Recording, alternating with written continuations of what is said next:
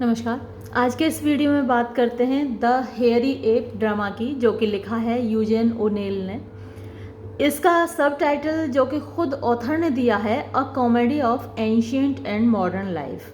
तो कॉमेडी जो होता है एक हंसी से भरा हुआ नाटक होता है ना, सुखांत नाटक होता है जिसमें हंसी आती है।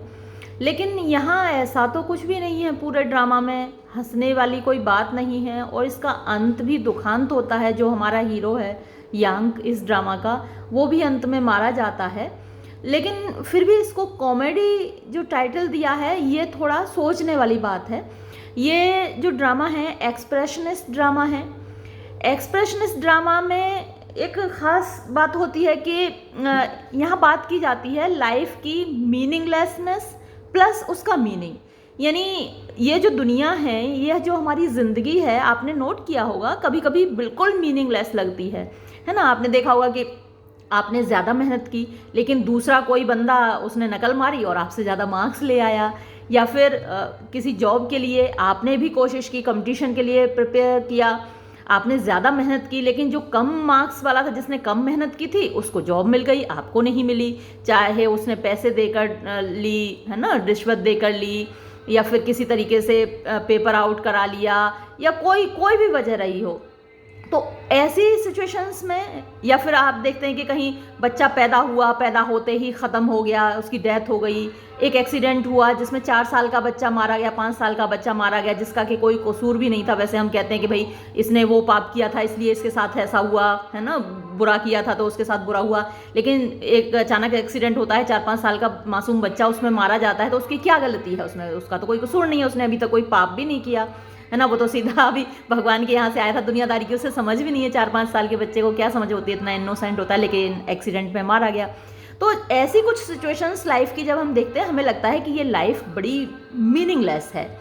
तो ये एक अलग टाइप का ड्रामा है, थिएटर ऑफ द एब्सर्ड। उसमें भी इस तरीके की इंसिडेंट्स के बारे में लिखा गया है ना। और वो जैसे ये दुनिया एब्सर्ड है, इस दुनिया के में होने वाली घटनाएं एब्सर्ड हैं, वैसे ही थिएटर ऑफ द एब्सर्ड की कुछ इंसिडेंट्स होती हैं। उसमें कुछ सीन्स ऐसे दिखाए जाते हैं जिनका कोई मतलब नहीं होता, मीनिंगलेस होते हैं, जैसे ये लाइफ मीनिंगलेस है।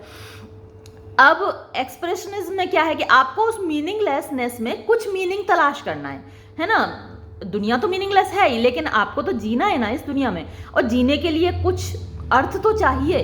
तो वो अर्थ, वो मीनिंग हम हमेशा तलाश करते रहते हैं। अगर हमको लगता है कि ये जो हमारी ज़िंदगी है मीनिंगफुल है, तो ही तो हम जीते हैं ना। हम कहीं ना कहीं एक अपने लिए टारगेट सेट कर लेते हैं, लाइफ का कोई उद्देश्य बना लेते हैं कि हमको ये करना है, वो करना है। तो वो सब कुछ करने की जद्दोजहद में, है ना, हासिल करने की उन कोशिशों में हमारा जीवन मीनिंगफुल हो जाता है।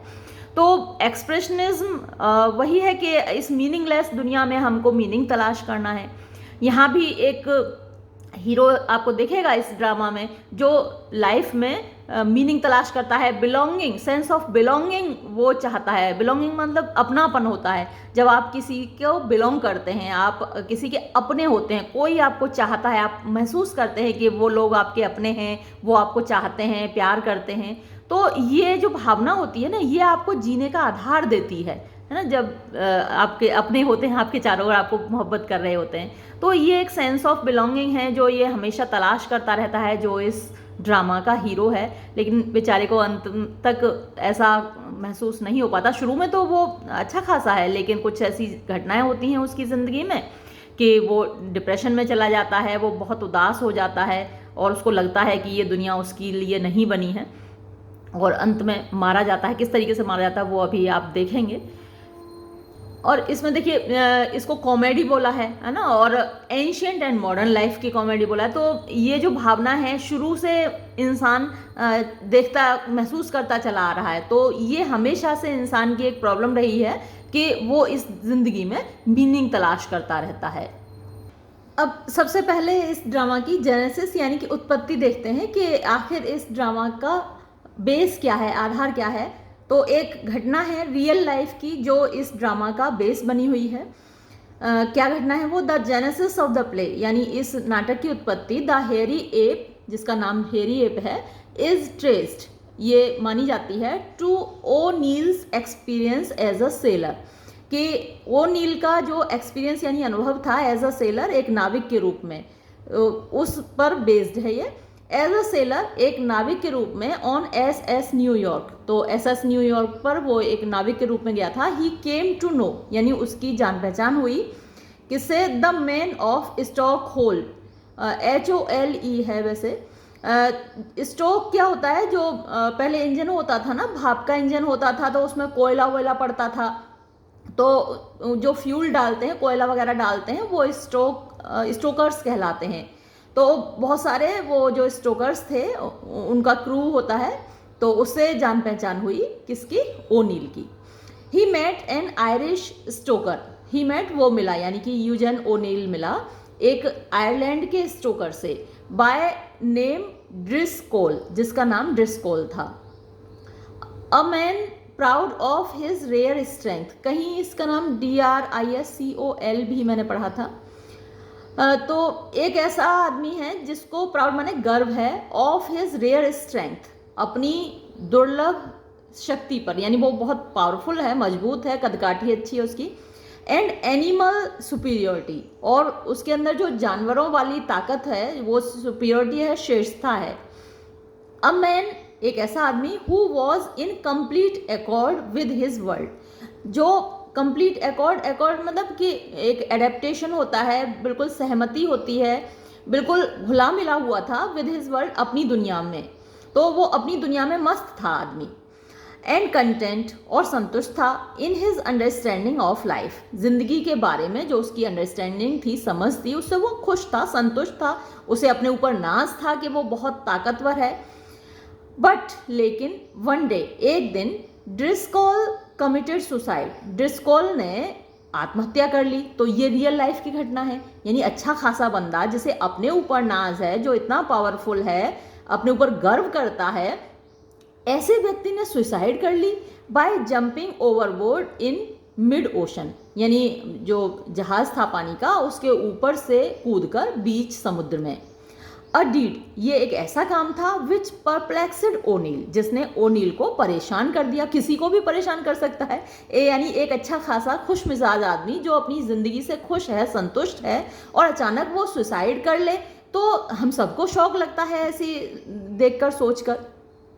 He brooded over this, and as he tried to come to terms with Driscoll's suicide, the idea of a play was born in his mind. He brooded, यानी उसने विचार किया गहराई से, over this, इस बात पर, and as he tried, और जब उसने कोशिश की, to come to terms, यानी समझौता करने की, विद ड्रिस्कोल सुसाइड, ड्रिस्कोल की आत्महत्या से, यानी कि भाई चलो ठीक है, ये हुआ, कैसे हुआ, ये सारी चीज़ें समझने की उसने कोशिश की। The idea of a play, तो एक नाटक का विचार, वॉज बॉर्न, पैदा हुआ, इन हिज माइंड, उसके दिमाग में। दिस वॉज अ प्ले, तो ये जो नाटक था वो कौन सा था? एंटाइटल्ड, इसका शीर्षक था द हेयरी एप, जो आज जिसके बारे में हम बात कर रहे हैं, इन विच, जिसमें के द कैरेक्टर ऑफ यांक, जो यांक का कैरेक्टर है, यांक इस ड्रामा का प्रोटैगोनिस्ट है, यानी मुख्य पात्र है, इज क्लोजली मॉडल्ड, वो बहुत घनिष्ठ रूप से मॉडल्ड है, आधारित है, ऑन ड्रिस्कोल, ड्रिस्कोल की पर्सनैलिटी पर। तो जैसा ड्रिस्कोल था, उसे मतलब बहुत पावरफुल था और अपने ऊपर गर्व था, वैसा ही यहाँ पर यांक है इस ड्रामा में। अब अगर इसकी स्टोरी देखें, आउटलाइन देखें, तो the hairy app tells the story of a super Stoker rank. तो ये जो ड्रामा है 8 सीन्स में डिवाइडेड है, और 8 सीन्स में वो कहानी सुनाता है एक सुपर स्टोकर की, यानी बहुत अच्छा खासा मतलब बेस्ट आप जिसको कह सकते हैं वैसा स्टोकर है। और स्टोकर मैं आपको बता चुकी हूँ कि जो ट्रेन के इंजन में फ्यूल डालते हैं, कोयला वगैरह डालते हैं, उनको स्टोकर कहा जाता है। और वो यांक है, who discovers his shortcomings from a chance meeting with one of the passengers, cultured and wealthy मिल्डर्ड।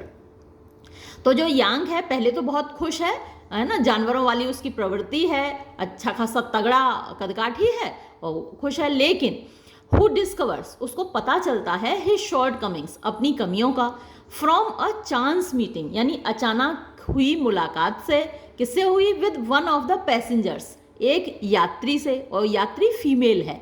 Cultured माने सुसंस्कृत, एंड वेल्दी और धनी मिल्डर्ड। तो मिल्डर्ड डगलस उसका पूरा नाम है, DOUGLAS। तो ये एक लड़की है जो बहुत रिच है, उसने ऐसे लोग कभी देखे नहीं हैं। यांग को जैसे ही वो देखती है तो उसकी कद काठी और उसका जो बनावट है उसको देखकर वो एकदम बेहोश हो जाती है, कहती हुई फिल्थी बीस्ट, गंदा सा जानवर। He has hitherto considered himself, hitherto माने अभी तक, कंसिडर्ड माने मानना है, हिमसेल्फ अपने आप को। तो जो यांग है अब तक अपने आप को मानता चला आया है the Atlas of the world, इस संसार का एटलस। एटलस एक गॉड है जिसने इस दुनिया को अपने कंधे पर उठाया हुआ है ना। संसार का जो नक्शा होता है उसको हम एटलस बोलते हैं, एटलस ऑफ द वर्ल्ड। तो वो दुनिया को, दुनिया ऐसा लगता है कि सारी दुनिया उसी के बल पर चल रही है। उसे इतना गर्व है अपनी ताकत पर, है ना। जो शिप है, शिप में ईंधन पड़ता है और उस ईंधन की वजह से शिप चलता है। अब उस ईंधन को कौन डालता है इंजन में? वो डालता है, मतलब उसका क्रू डालता है, लेकिन उस पूरे क्रू को मैनेज तो वही करता है। तो उसे लगता है कि ये दुनिया उसी के ऊपर टिकी हुई है। हालांकि दुनिया क्या, वो शिप भी उसके ऊपर नहीं टिकी हुई, लेकिन उसको ऐसा लगता है। हम सबको ही ऐसा लगता है, हम कहीं अच्छी पोजीशन पर होते हैं, अक्सर हमको लगता है कि हमारी वजह से ये दुनिया चल रही है, अगर हम ना हो तो ये दुनिया यहीं की यहीं रुक जाए। कई बार हम लोगों को ऐसा मुगालता हो जाता है ना। तो अच्छी बात भी है, होना चाहिए, अपने ऊपर सेल्फ कॉन्फिडेंस होना भी चाहिए। तो ऐसा ही उसको है, अच्छा खासा सेल्फ कॉन्फिडेंस है और अब वो अपने आप को एटलस ऑफ द वर्ल्ड मानता है। बट स्टंग, लेकिन उसको स्टंग माने डंक मारना होता है, लेकिन उसको डंक लगता है। तो जैसे आपको बर्रैया काट जाती है ना, टाइम से काटती है, डंक लगता है, एकदम आप सन्नाटे में आ जाते हैं, बहुत जोर से काटती है पीली वाली बर्रैया। तो बट स्टंग बाय मिल्डर्स रिवल्शन। अब ये मिल्डर में पहले ही नाम आ चुका है, मिल्डर डगलस है, उसका रिवल्सन एट हिज ग्रिमी अपीयरेंस। रिवल्सन क्या होता है? एक फीलिंग ऑफ हेट्रेड आप कह सकते हैं, नफरत की भावना आप कह सकते हैं। तो रिवल्सन एट हिज ग्रिमी माने वो जो गंदी सी है, जानवरों वाली है, मतलब सफिस्टिकेटेड नहीं है वो, है ना। तो वैसी अपीयरेंस है, यानी वो देखने में वैसा है उसकी कदकाठी। He throws up his job, वो अपना काम छोड़ देता है जब उसको ऐसा सुनने को मिलता है। एंड गोज फोर्थ, और चला जाता है, टू फाइंड, ढूंढने के लिए, अ प्लेस, एक ऐसी जगह, वेयर ही कैन बिलोंग, जहां वो अपनापन महसूस कर सके। एज वेल एज, साथ ही, टू अवेंज हिमसेल्फ, अपना बदला ले सके, ऑन दोज, उन लोगों से, हु हैव डिस्ट्रॉयड, जिन्होंने नष्ट कर दिया, बर्बाद कर दिया, हिज सेल्फ कॉन्फिडेंस, उसका आत्मविश्वास, बाय देयर सुपीरियोरिटी, अपनी श्रेष्ठता की वजह से। यानी कुछ लोग जो आपसे श्रेष्ठ होते हैं और आपको नहीं भी होते श्रेष्ठ, वही हर कोई अपनी अपनी दुनिया में श्रेष्ठ है, लेकिन वो आपको नीचा दिखा देते हैं, आपको ऐसा महसूस करा देते हैं कि आप कुछ हो ही नहीं, है ना। तो ऐसे लोग आपकी सेल्फ कॉन्फिडेंस को नष्ट करते हैं, आपकी ज़िंदगी को बर्बाद कर देते हैं। तो अब वो बदला लेना चाहता है उन लोगों से जिन्होंने उसका सेल्फ कॉन्फिडेंस बर्बाद कर दिया, उसकी ज़िंदगी बर्बाद कर दी। बट यांग, लेकिन यांग द हाफ ब्रूट, जो कि आधा जानवर है, यानी देखने में वो इस दुनिया की उसको समझ नहीं है ना, तो आधा जानवर है। कैन नॉट बिलोंग, वो अपनापन नहीं महसूस कर सकता। And even his fellow workers, even माने यहाँ तक कि हिज फेलो वर्कर्स, उसके जो साथी कामगार हैं, ऑफ द IWW, ये IWW क्या है? Industrialist workers of the world, है ना IWW। तो वो जो उसके साथी कामगार हैं, हु आर कंपैरेटिवली एजुकेटेड, जो कि कंपैरेटिवली माने तुलनात्मक रूप से एजुकेटेड यानी शिक्षित हैं, एंड रियलिस्टिकली पर्पसफुल, और रियलिस्टिकली में वास्तविक रूप से वो वास्तविकता को समझते हैं। पर्पसफुल यानी उनकी लाइफ में एक पर्पस है, उद्देश्य है। Will have none of him, और of his plan to blow up the factories. तो वो जाता है यांग उन सारे वर्कर्स से, मजदूरों से कहता है कि चलो हम सब मिलकर क्या करें, फैक्ट्रीज को उड़ा देते हैं। अब ये लोग क्या है, वो थोड़ा सा रियलिटी को समझते हैं कि भाई ऐसे थोड़ी ना काम चलता है दुनिया में, जो रिच है धनवान है वो धनवान है, गरीब है वो गरीब है, ऐसे थोड़ी ना, जैसे कि अभी नेपाल में हुआ उससे कोई समस्या थोड़ी हल हुई, या श्रीलंका में हुआ, बांग्लादेश में हुआ, सारी जो पब्लिक प्रॉपर्टी है वो उड़ा दी गई, तो ऐसे थोड़ी काम चलता है। तो वो थोड़े से समझदार हैं, तो वो क्या करते हैं, realistically purposeful will have none of him और ऑफ हिज प्लान, यानी जो प्लान है यांग का, ना तो वो उससे सहमत है ना खुद उससे सहमत है, यानी ना उसकी बात अच्छी लगती है यांग की, ना उसके प्लान्स अच्छे लगते हैं। हिज अटेम्प्ट, उसका प्रयास, टू एवेंज हिमसेल्फ, अपना बदला लेने का, ऑन द रिच, धनी लोगों से, ऑल्सो फेलिंग, वो प्लान असफल हो जाता है, उसका कोशिश नाकामयाब होती है।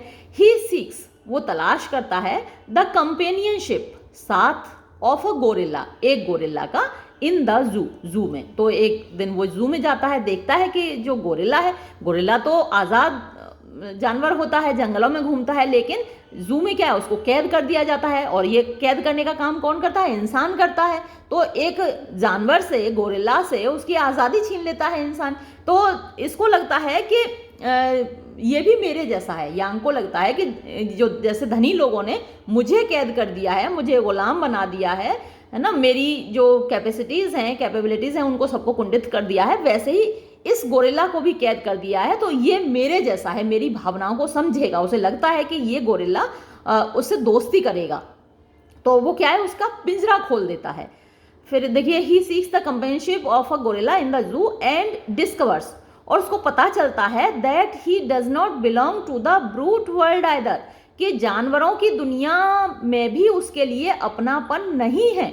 व्हेन, जब, द बीस्ट, वो जो जानवर है गोरिल्ला, क्रशेज हिम, उसको कुचल देता है, टू डेथ, मौत तक, यानी उसको कुचल कुचल के मार डालता है। तो उसने तो खोला था गोरिल्ला का पिंजरा कि गोरिल्ला से दोस्ती करेगा और उसको आज़ाद करेगा, और गोरिल्ला उसकी बात को समझेगा, क्योंकि वो गोरिल्ला की बात को समझ रहा है, लेकिन जानवर तो भाई जानवर है, वो उसको कुचल के मार डालता है। तो मरते मरते उसको पता चलता है कि वो बिलोंग नहीं करता, इस दुनिया में भी उसके लिए अपनापन नहीं है। इन दिस स्कीमेटिक ट्रेजेडी, ये जो मतलब एक स्कीम के तहत बनाई गई है, योजनाबद्ध त्रासदी है, ऑफ द हाफ मैन। अब देखिए यहाँ आ गया ना कि ट्रेजेडी है, मैंने आपको शुरू में बताया था कि हालांकि उसने कॉमेडी नाम दिया है वहाँ पर, तो ये जो कॉमेडी नाम दिया है इसलिए कि ये बड़ा आयरनिक है ना, विडम्बना है इसमें कि इंसान सोचता है कि इंसानों की दुनिया से वो जानवरों की दुनिया में जाके वहाँ अपनापन महसूस करेगा, लेकिन वो विडम्बनापूर्ण साबित होता है। तो in this schematic tragedy of the half man, जो कि आधा इंसान है उसकी, ओ नील ड्रामेटाइज्ड, ओ नील ने ड्रामा के रूप में, नाटक के रूप में प्रस्तुत किया है, as it were the theory of evolution, जो इवोल्यूशन का सिद्धांत था उसको यहाँ एक ड्रामा की फॉर्म में उसने प्रस्तुत किया है। अब ये तो आपको पता ही है कि जो थियोरी ऑफ इवोल्यूशन है वो चार्ल्स डार्विन ने दी थी, द ओरिजिन ऑफ स्पीसीज अपनी किताब लिखी थी, और उसमें ये बताया था कि हम जो डेवलप हुए हैं वो जानवरों से डेवलप हुए हैं। पहले हम बंदर थे, है ना, एप्स थे, तो एप्स से ही हम डेवलप हुए हैं, इंसान बने हैं। तो वैसा ही कुछ यहाँ एक्सप्लेन करने की उसने कोशिश की है। फिर देखिए आगे थोड़ा सा, द ऑथर्स ओन एक्सप्लेनेशन, यानी लेखक ने खुद जो एक्सप्लेनेशन दिया है, इसकी व्याख्या की है, मे सीम मेटाफिजिकल, तो वो थोड़ी मेटाफिजिकल लग सकती है। ही हैड ट्राइड, उसने कोशिश की है, ही डिक्लेयर्ड, ये उसने घोषणा की, टू क्रिएट, बनाने की, अ सिंबल ऑफ मैन, मनुष्य का एक प्रतीक, हु हैज़ लॉस्ट, जो खो चुका है, his old harmony with nature, अपनी जो पुरानी हारमनी थी, यानी वो लयबद्ध तरीके से रहता था, विद नेचर यानी प्रकृति के साथ, द हारमनी, वो harmony which he used to have, जो उसके अंदर हुआ करती थी, एज एन एनिमल, एक जानवर के रूप में, and has not yet acquired, और अभी तक उसने हासिल नहीं किया है, इन अ स्पिरिचुअल वे, आध्यात्मिक तरीके से।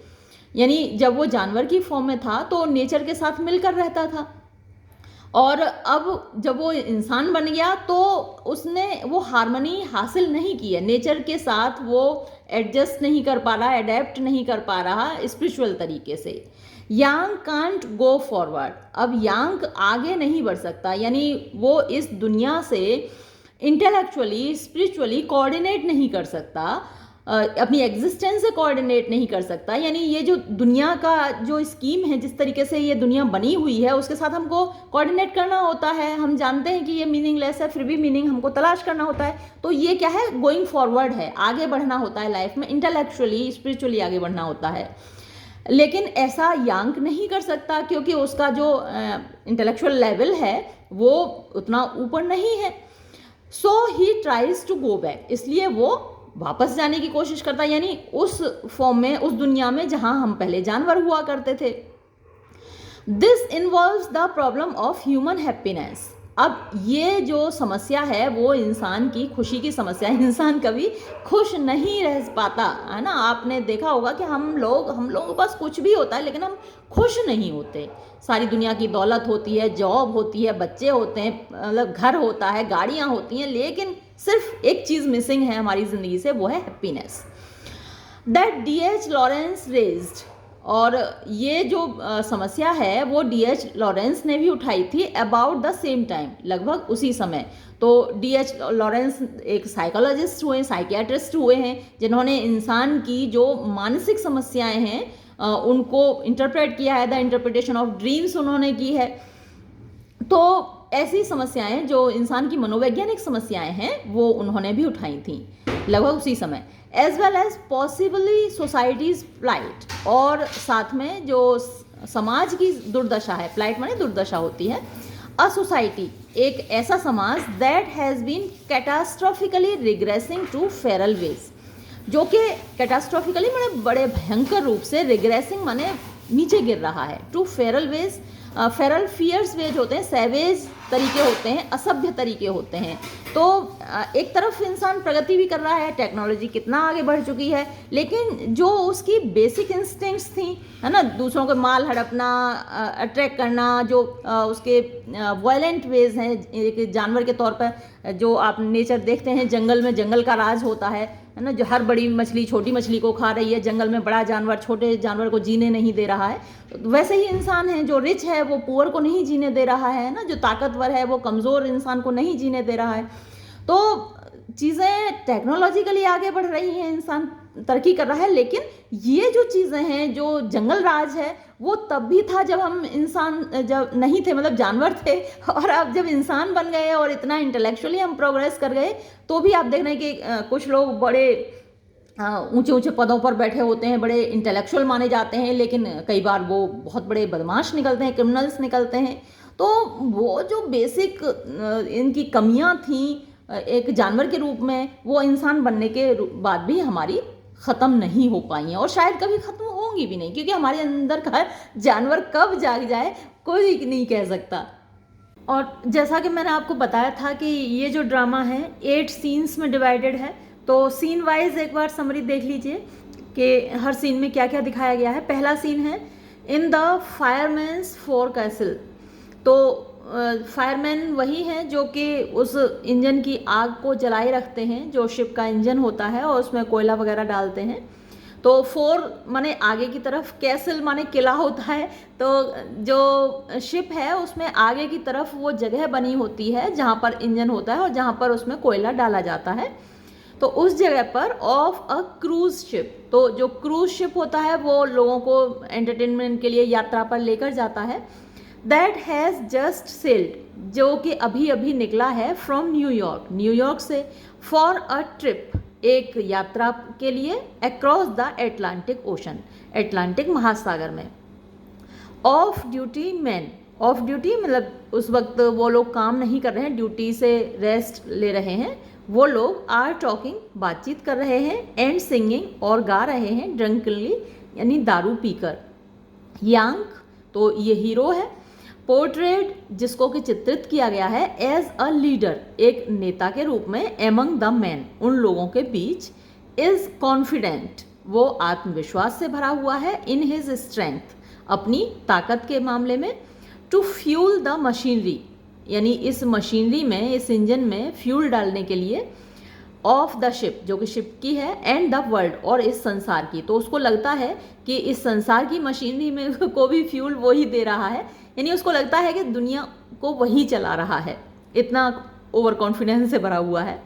ही शोज पर्टिकुलर कंटेम्प्ट, ही शोज वो दिखाता है, एक कंटेम्प्ट मन घृणा की सी भावना होती है, टुवर्ड टू अदर फायरमैन, जो दूसरे 2 फायरमैन हैं उनके प्रति वो थोड़ी सी घृणा से भरा हुआ है। लॉन्ग, एक का नाम लॉन्ग है, एन इंग्लिशमैन, जो कि एक अंग्रेज है, विद सोशलिस्ट लीनिंग्स, उसकी लीनिंग्स माने झुकाव, सोशलिस्ट माने समाजवाद की तरफ उसका झुकाव है। एंड पैडी, और दूसरा है पैडी, एन ओल्ड आयरिशमैन, एक बूढ़ा आयरलैंड का निवासी, हु रिफ्लेक्ट्स, जो विचार करता है, विस्टफुली, विस्टफुली का मतलब होता है जो पास्ट में चीज़ें गुजर गई हैं उनको सोचना कि काश वो वापस आ जाएं, ऑन द डेज, उन दिनों के बारे में, of wind powered selling ships, जब हवा की ताकत से शिप्स चला करते थे, यानी जो पानी के जहाज़ थे पहले वो हवा की ताकत से चला करते थे। तो सोचता है कि उन दिनों के बारे में, तब क्या है, इन लोगों को कोयला नहीं डालना पड़ता शिप के इंजन में। फिर सीन 2 है मिल्ड्रेड डगलस, तो यही वो लड़की है, अ स्टील टाइकून्स डॉटर, जो कि एक स्टील के बहुत बड़े व्यापारी हैं, उनकी बेटी है। एंड हर आंट, और उस लड़की की आंट हैं, आर टॉकिंग, वो बातचीत कर रही हैं, अबव डेक, डेक के ऊपर, ऑन द शिप, शिप पर, विलेस्ट सन बाथिंग, यानी जिस दौरान वो सन बाथ ले रही हैं। तो यूरोप में लोग सन बाथ लेते हैं, हमारे यहाँ तो यूपी में सन बाथ ले लें तो सुबह सन बाथ शुरू करेंगे और शाम तक काले पड़ जाएंगे। दे आर्ग्यू ओवर, तो वो बहस कर रही हैं किस चीज़ पर, मिल्ड्रेड्स डिज़ायर, कि मिल्ड्रेड की इच्छा है टू डू सोशल वर्क, सामाजिक, सोशल वर्क में यानी समाज के लोगों की मदद करना होता है, तो सोशल वर्क करना चाहती है, समाज के लोगों की मदद करना चाहती है। एंडिंग ओनली, तो ये बहस ख़त्म होती है केवल तब, व्हेन 2 ऑफिसर्स कम, जब 2 ऑफिसर आते हैं, टू एस्कॉर्ट हर, उसको ले जाने के लिए, बिलो, नीचे, डेक्स, डेक्स के नीचे, for her planned visit to the ship's stokehole, क्योंकि उसकी एक विजिट प्लान्ड है, उसने योजना बनाई है शिप के स्टॉक होल को देखने की, वहाँ जाने की, क्योंकि वहाँ पर ये मजदूर लोग, कामगार लोग रहते हैं। तो मिल्ड्रेड डगलस की पहले से योजना है, तो वो ऑफिसर्स उसको वहाँ लेने आते हैं। भाई बड़े लोग, बड़ी बड़ी बातें, तो उनके तो अफसर लोग उनकी सेवा में तत्पर रहते हैं। Her aunt does not understand, उसकी आंट को समझ में नहीं आता है, वाई मिल्ड्रेड डिज़ायर्स, कि मिल्ड्रेड क्यों इच्छा रखती है, टू हेल्प द पुअर, गरीब लोगों की मदद करने की। She ends up going below deck regardless, और वो इस बात से अनभिज्ञ मतलब नीचे डेक के चली जाती है।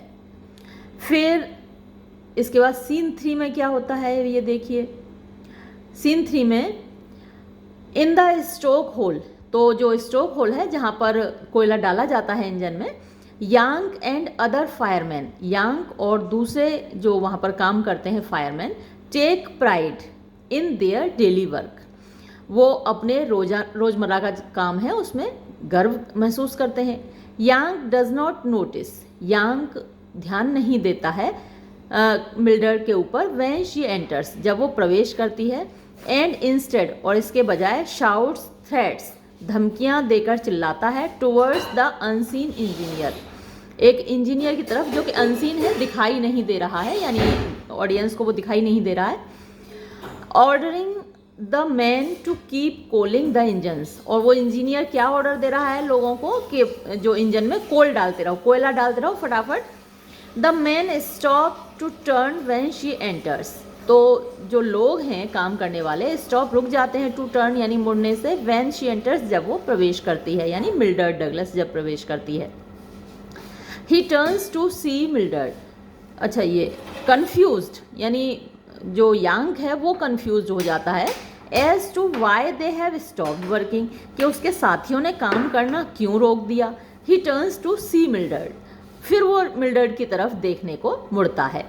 शी इज़ सो शॉक्ड, वो इतना सदमा लगता है उसको, बाय हिज एटीट्यूड, उसके व्यवहार से, एंड अपीयरेंस, और उसकी शक्ल सूरत से, that she calls him a filthy beast and fades, कि मिल्ड्रेड डगलस उसको गंदा सा जानवर बोलती है और देखते ही उसको बेहोश हो जाती है। इतना गंदा आदमी उसने पहले कभी देखा नहीं था, क्योंकि वो देखने में एकदम से जानवर जैसा है, काफ़ी लंबा तगड़ा, और उसके पूरी बॉडी पे बाल हैं, तो वो बालों की वजह से और ज़्यादा बिल्कुल जानवर जैसा ही लग रहा है।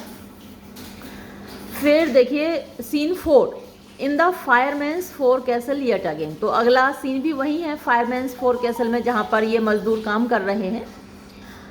यांग is mulling over the incident in the stokehole. तो यांग इज मुलिंग ओवर माने विचार कर रहा है, ओवर द इंसिडेंट, उस घटना के ऊपर, इन द स्टॉक होल, जो अभी अभी स्टॉक होल में हुई थी, उसको देखकर लड़की बेहोश हो गई थी। द अदर मैन, जो बाकी के लोग हैं, ट्राई टू अंडरस्टैंड, समझने की कोशिश करते हैं, हिज फ्यूरी, उसके गुस्से को, बाय क्वेश्चनिंग हिम, उससे सवाल पूछकर, and asking if he is in love, और वो यह पूछते हैं कि क्या तुम्हें उस लड़की से प्यार हो गया है। यांग इज इन्फ्यूरिएटेड, यांग को बहुत गुस्सा आता है, एट मिल्ड्रेड, मिल्ड्रेड के ऊपर, फॉर क्लेमिंग, क्योंकि वो ये दावा करती है that he resembles a hairy ape, कि वो एक हेयरी एप जैसा दिखता है। एप माने वही जो गोरिल्ला है या फिर बंदर है, लंगूर है, तो ये पूरा सेपियंस फैमिली है, होमोसेपियंस की फैमिली है। तो जो एप है वो गोरिल्ला फैमिली है, वो हमारे जैसे ही दिखते हैं, हमारी तरह सीधे खड़े भी हो जाते हैं, वैसे ही 4 पैरों पर भी चल लेते हैं, कभी कभी 2 पैरों पर भी चल लेते हैं।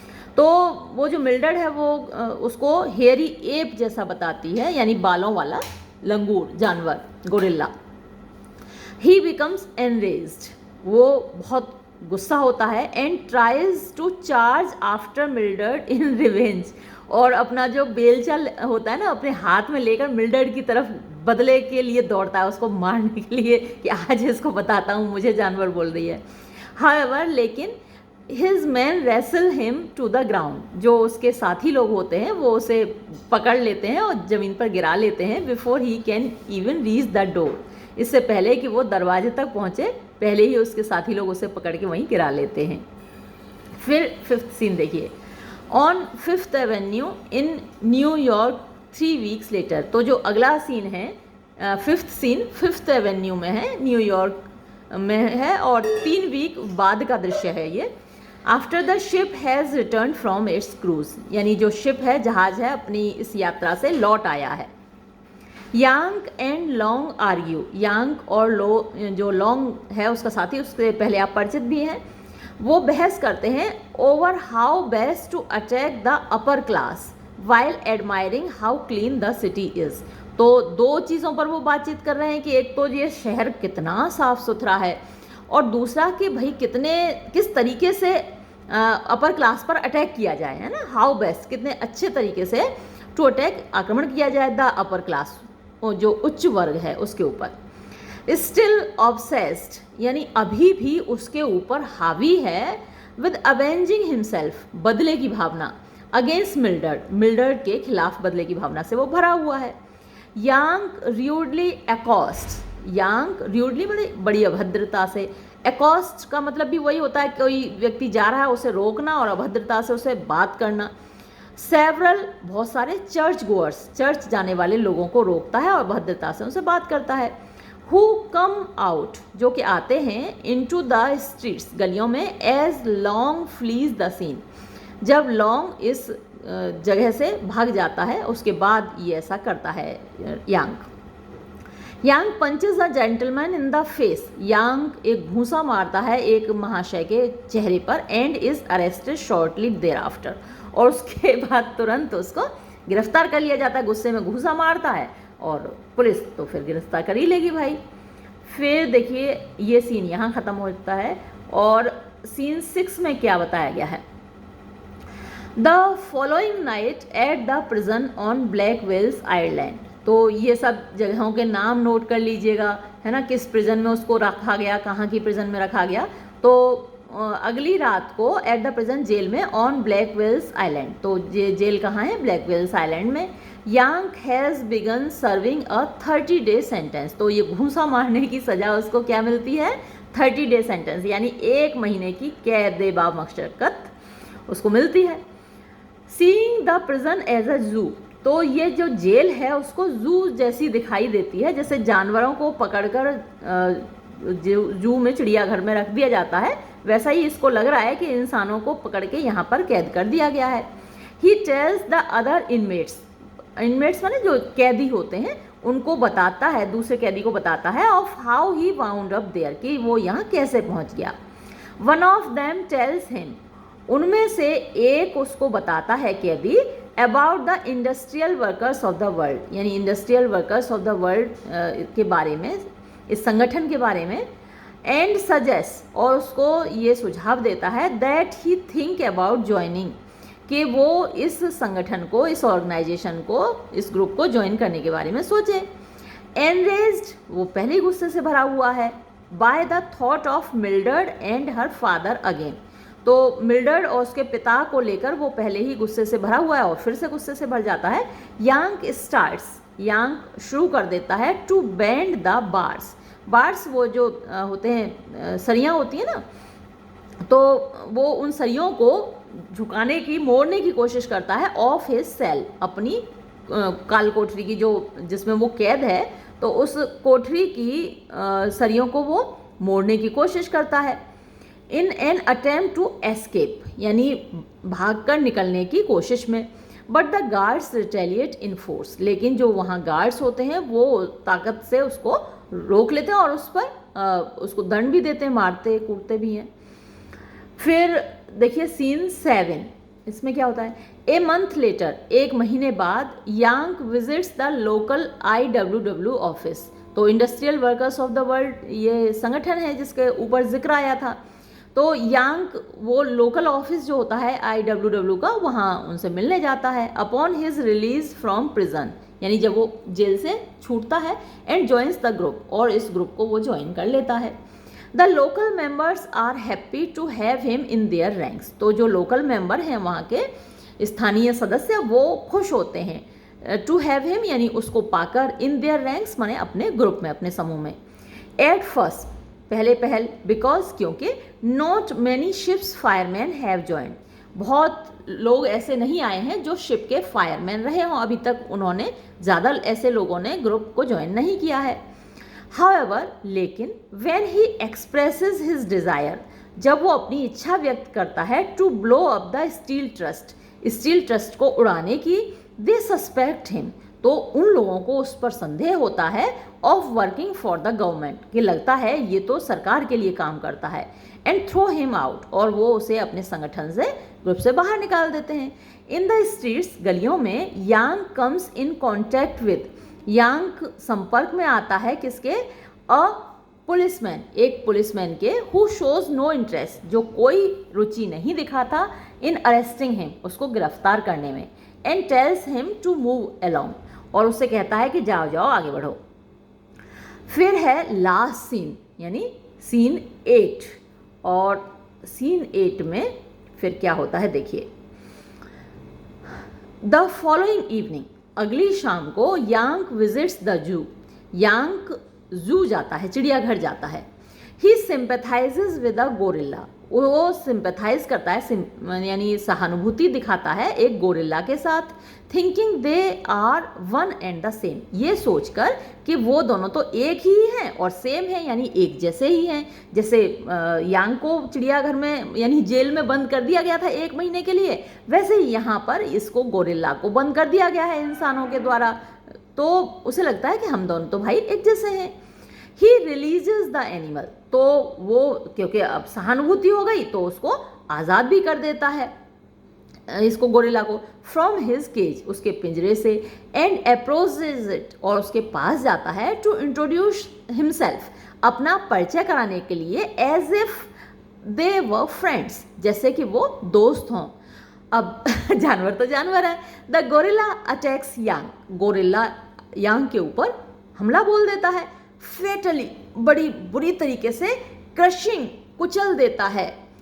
हिज रिब्स, उसकी पसलियों का कचूमर कर देता है, एंड थ्रोज हिम, और उसको फेंक देता है, इनटू द केज, पिंजरे में, वेयर ही डाइज, जहाँ उसकी मौत हो जाती है। तो यहाँ अंत होता है इसका ड्रामा का। यानी वो उसे लगता है कि हम एक जैसे हैं, लेकिन एक जैसे नहीं है ना इंसान और जानवर। तो जो बोला था किसने, चार्ल्स डार्विन ने, कि भाई हम तो इन्हीं से डेवलप हुए हैं और यही हमारे पूर्वज हैं, तो वो थियरी कहीं ना कहीं यहाँ रिफ्यूट भी हो रही है ना, जानवर तो फिर जानवर ही है। तो इसमें एग्जिस्टेंशियलिज्म भी अप्लाई होता है, एक्सप्रेशनिज्म अप्लाई होता है। वो सारी चीज़ें हम बाद में कभी वीडियो बनाएंगे तो वो सारी थियरीज भी डिस्कस करेंगे। और आज का ये वीडियो मुझे लगता है यहीं समाप्त करना चाहिए। इसी के साथ धन्यवाद।